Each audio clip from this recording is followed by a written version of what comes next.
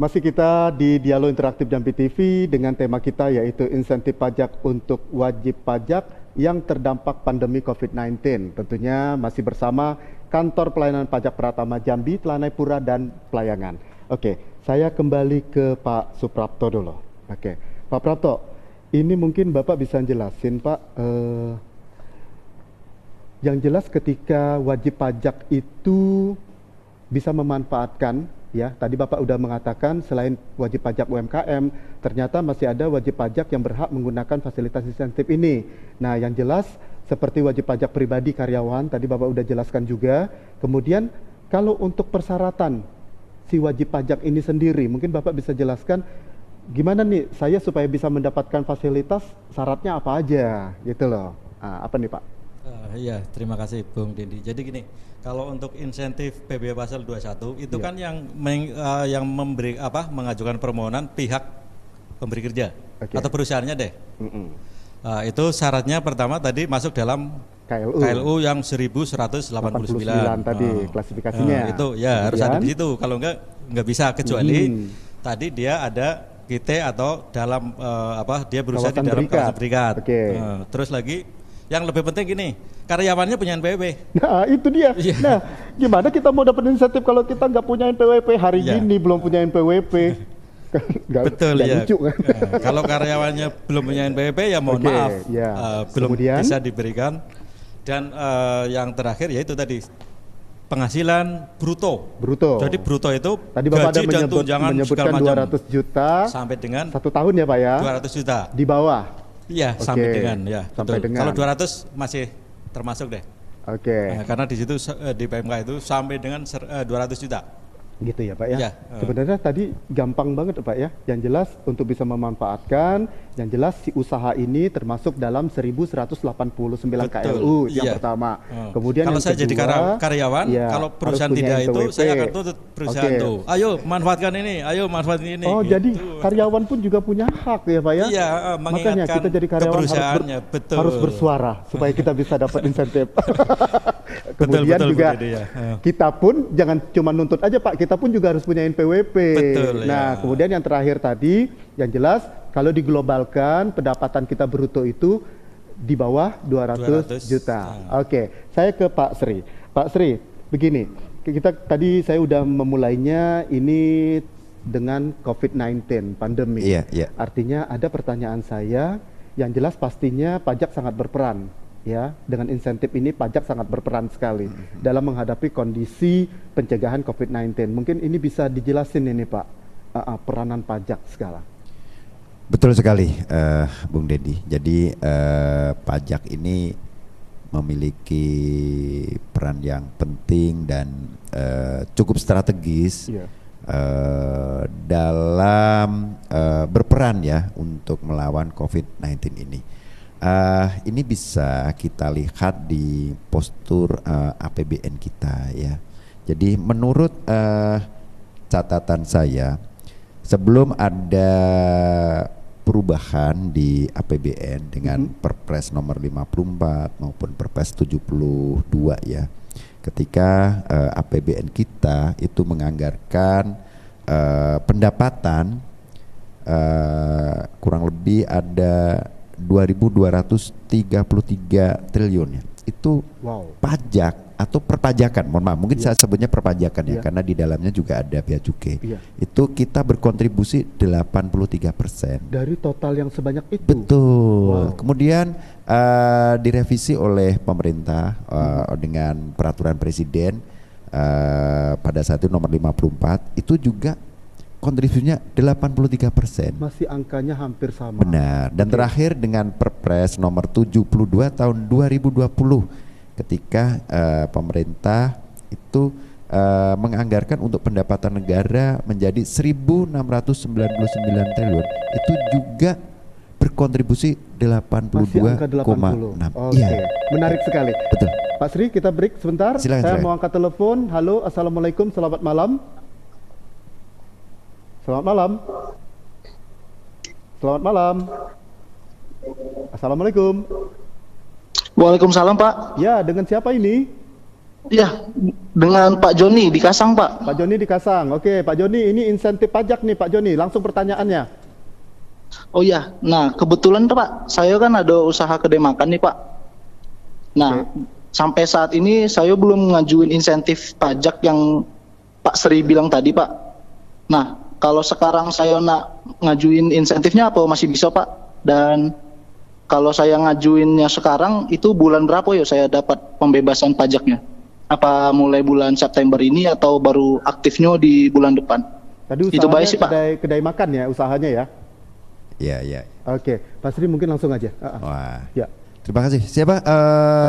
Pak Joni di Kasang. Ya. Di mana itu? Di Kasang ya agak-agak ke Sungai Matahari. Iya. Lama-lama nanti saya juga akan tahu nih. Bapak baru 10 hari sih di Jambi. Oke, gimana Pak? Jadi ini mirip dengan Mas Arif tadi ya. Beliau sebagai pelaku UMKM. Oke. Benar kan? Terus kemudian saat ini beliau belum mengajukan insentif. Betul. Untuk insentif 0,5% dari omset dia tadi yang nanti akan ditanggung oleh pemerintah. Silahkan untuk Bung Joni, silahkan nanti cukup seperti tadi yang disampaikan oleh Pak Prapto menggunakan DJP online, membukanya dari www.pajak.go.id. Di sana tinggal mengikuti arahannya. Mulainya kapan? Mulai masa September ini. Iya. Nanti jadi lumayan dong Bung Dendi, September sampai Desember loh. Iya, 3 bulan. Iya. 4 lah. 4. Iya, Septembernya kan dapat dia. Septembernya dapat. Oke, jadi yang jelas Bung Joni silakan saja berkunjung di laman kami www.pajak.go.id. Atau kiranya ada kesulitan silahkan ke kantor pajak. Oh iya, nanti ada AR-nya ya. Betul. Oke, nanti ada yang bisa membantu. Bayar nggak Pak? Ketemu AR. Gratis, Bung Dendi. Oke. Konsultasi aja gratis gitu. Iya dong. Tuh, bisa jelas semuanya, tapi yang jelas ungkapkan semuanya. Betul. Pak Sri, tadi kita agak sedikit terlewatkan. Tadi Bapak sudah menjelaskan kontribusi APBN itu 80-an%. Benar. Nah, sekarang gini, ini kalau ngelihat waktu singkat saja, kita masih ada waktu sedikit. Berkenaan dengan operasional di kantor Bapak yang di Telanai. Operasional di kantor Bapak yang ada di pelayanan. Nah, artinya begini, semua wajib pajak siapapun itu berhak ke kantor kita dengan kondisi apapun. Penerapan office Bapak sendiri berkenaan dengan operasional di masa pandemi COVID-19 ini menerapkan seperti apa sehingga saya pulang dari kantor Bapak saya tenang. Oke, gimana jelaskan? Untuk wajib pajak yang diadministrasikan di KPP Jambi Telanipura. Jadi untuk saat ini kami sudah membuka layanan tatap muka gitu ya, atau bahasa sederhananya new normal. Kecuali untuk pendaftaran NPWP, kemudian pelaporan SPT itu kan udah e-filing secara online gitu, Bung Dendi ya. Terus kemudian untuk permohonan surat keterangan fiskal itu bisa online. Namun untuk layanan ketika memang mau meminta informasi, terus kemudian ada kesulitan barangkali jaringan mau datang ke kantor pajak, silahkan. Dan kami juga sudah menerapkan protokol untuk penanganan COVID-19 ini. Masuk ke office Bapak. Ya, masuk ke office kami, cuci tangan, kemudian juga ada tes suhu, tes suhu, terus kemudian ada pembatas ketika memang harus berinteraksi. Ada itu optimal distancing. Benar, ada jarak yang memang harus dilakukan.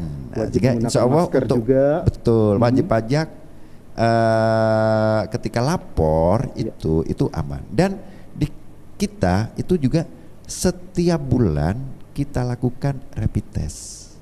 Oh, untuk karyawan. Benar sekali. Semua pegawai yang ada di kantor pelayanan pajak Pratama, baik itu di Telanai maupun di Pelayangan, untuk memastikan setiap bulan tetap di rapid. Benar.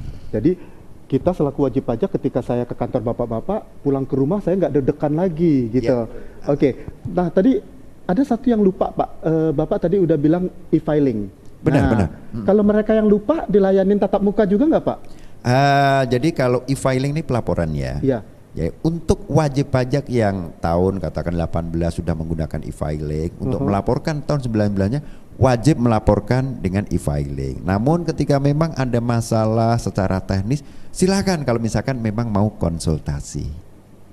Oke. Iya. Nah, sekarang kalau tadi kan saya menyebutnya Telanai Pura, kemudian saya menyebutnya pelayangan. Nah, bedanya apa kantor Bapak sama kantor Bapak? Beda operasionalnya apa? Tapi kalau yang untuk protokol kesehatan pasti sama semua. Betul. Apa yang dilayani sama semua. Ya. Tapi sekarang kan wilayahnya toh yang berbeda. Nah, mungkin bisa dijelasin bedanya apa? Ini Pak Prapto nih yang Pak senior, nih, senior kami nih. Wilayahnya nih, kan ada pagernya nih. Iya. Kamu nggak bisa masuk ke sini, kamu nggak bisa masuk ke sini. Kita punya pagar masing-masing. Oke, gimana Pak? Betul, Bung Dendi. Kalau ini saya yakin Pak Sri Mulyono tidak bisa bakalan baru 10 hari Pak. Gimana? Jadi gini, kantor pajak itu dasarnya adalah potensi ekonomi. Oke, siap. Jadi beda dengan kantor-kantor di luar atau kantor instansi pemerintah lainnya. Oke. Karena kita dasarnya potensi ekonomi, kalau potensi ekonominya besar, itu kantor pajak nanti akan berdiri di situ bisa beberapa kantor pajak. Oke. Nah, kebetulan di Jambi ini termasuk yang potensi ekonominya besar, sehingga yang dulu satu kantor pajak sekarang menjadi dua kantor pajak. Pelayanan. Pemisahannya ya di Pak Sri namanya KPP Pratama Jambi Telanai Pura itu diambil dari salah satu kecamatan. Sebenarnya semuanya ada 5. Sekalian saya kasih tahu Pak Sri ini karena baru ya saya kasih tahu.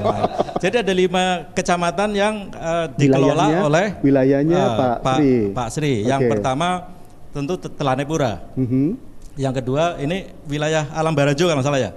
Jadi Jambi TV ini masuk ke wilayahnya Pak Sri. Nah, terus kemudian lagi Kota Baru.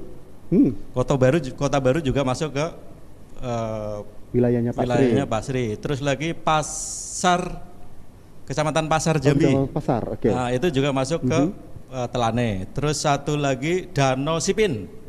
Nah, itu masuk ke berarti wilayahnya dari Pasar ditambah lagi satu kabupaten Muaro Jambi. Oh, Muaro Jambi ke Telanai Pura. Betul. Iya. Nah, kalau untuk wilayahnya Pak Prapto sendiri? Ya, di Kota Jambi kan ada 11 kecamatan. Yang 5 masuk di Telanai, yang 6 plus masuk Muaro Jambi. Plus Muaro Jambi, yang 6 di Pelayangan. Yang 6 itu Jambi Timur, Jambi Selatan, Palmerah, Jelutung, Pelayangan, Danau, Teluk. Nah. Apa ada kabupaten lain? Dan kalau tadi kan kabupatennya dapatnya Muaro Jambi. Ya, mungkin Bapak Batanghari. Betul ya. Batanghari berarti kalau udah lewat kesananya lagi mungkin menjadi KPP Pratama kabupaten lain ya Pak ya? Betul. Kebetulan di Jambi, Provinsi Jambi ada 5 kantor pajak. Ya, kalau ke sana lagi Batanghari ke sana lagi nanti Tebo ya, Kabupaten Tebo, Muara Bungo nanti masuk KPP Muara Bungo. Terus baik. Tanjung Jabung, Kuala Tunggal masuk ke KPP Kuala Tunggal. Nah, kalau mengenai SOP semua sama ya Pak ya? Apapun kan ada standarnya ya Pak ya? Saya ke Pak Prapto. Nah, mungkin disingkat aja Pak, ke Pak Prapto. Pak Prapto, nih seandainya nih saya nih wajib pajak nih, saya datang ke kantor Bapak, katakanlah saya baru punya NPWP, tetapi saya ingin lapor dan seterusnya. Ketika saya berada di kantor pajak, biasanya standar awal yang diberikan oleh pegawai pajak di kantor bapak-bapak dengan orang-orang yang masih sangat awam ini apa sih yang ini tiba-tiba nih saya datang ke kantor pajak, saya bingung. Ini mungkin punya SOP sendiri supaya saya pun juga pengen nyaman nih karena saya nggak mau trauma ke kantor pajak. Jadi gini, kalau dulu kan datang ke kantor pajak pada takut ya.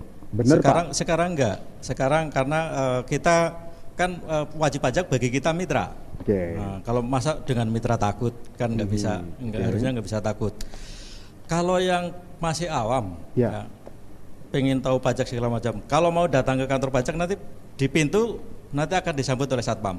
Tapi dengan adanya COVID ini, tetap tadi protokol COVID kita jalankan secara ketat. Nah, tapi begitu udah masuk di pintu, nanti akan ditanyakan ininya apa, keperluannya apa. Nanti langsung diarahkan.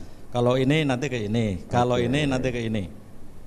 Itu bagi yang awam belum punya NPWP, belum tahu sama sekali. Tetapi kalau yang mereka sudah punya NPWP, kan ada tuh, mereka sudah punya NPWP tapi bingung, pajak saya apa aja sih, saya harus bayar bagaimana segala macam, harus lapor bagaimana.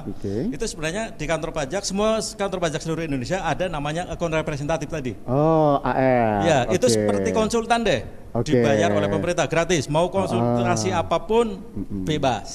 Nah, jadi kalau sampai tidak dimanfaatkan ya tapi sayang banget. Kata kuncinya satu, AR-nya ramah kan Pak? Oh pasti. Nah ini, karena kan kesan pertama begitu menggoda, apalagi datang salam senyum sapa, kita jadi pengen lagi ke kantor pajak. Ya. Oke, Pak Sri, Pak Prapto, sebelum saya menutup bincang-bincang kita malam ini di dialog interaktif bersama kantor pelayanan pajak Pratama Jambi, Telanai Pura dan juga Pelayangan, sedikit saja closing statement dari Pak Sri sehingga masyarakat Jambi ini, ayo, ini insentif, ayo, gimana? Ya, kepada masyarakat Jambi, pertama, untuk yang belum lapor SPT, segerakan, daripada nanti kena sanksi. Jadi segera laporkan SPT. Kedua, manfaatkan akan insentif yang diberikan oleh pemerintah ini. Nah, namun yang tidak kalah penting Bung Dendi, atas insentif belanjakan. Nah, karena apa? Ini juga untuk menopang stabilitas ekonomi. Itu statement dari saya, Bung Dendi. Pak Prapto. Jadi gini, kalau ngelihat data di KPP khususnya Pelayangan, itu kan banyak WP UMKM. Ternyata baru sekitar 45% yang memanfaatkan. Jadi kesempatannya masih banyak ini. 55% yang belum. Belum ya. Jadi mumpung masih ada kesempatan nih, yang harusnya bayar tidak bayar. Masa enggak bayar aja tidak mau memanfaatkan ya? Padahal itu kan kewajiban ini ya. Kewajiban mereka untuk yang harusnya bayar jadi tidak bayar. Masa enggak mau? Jadi mumpung ini masih berlaku, aturan ini masih berlaku. Kalau sampai tidak memanfaatkan itu rugi besar lah. Jadi silahkan yang UMKM tadi. Terus kalau bingung, ya ini kan kadang yang bingung. Silahkan buka. Kita punya Twitter, punya IG, punya Facebook.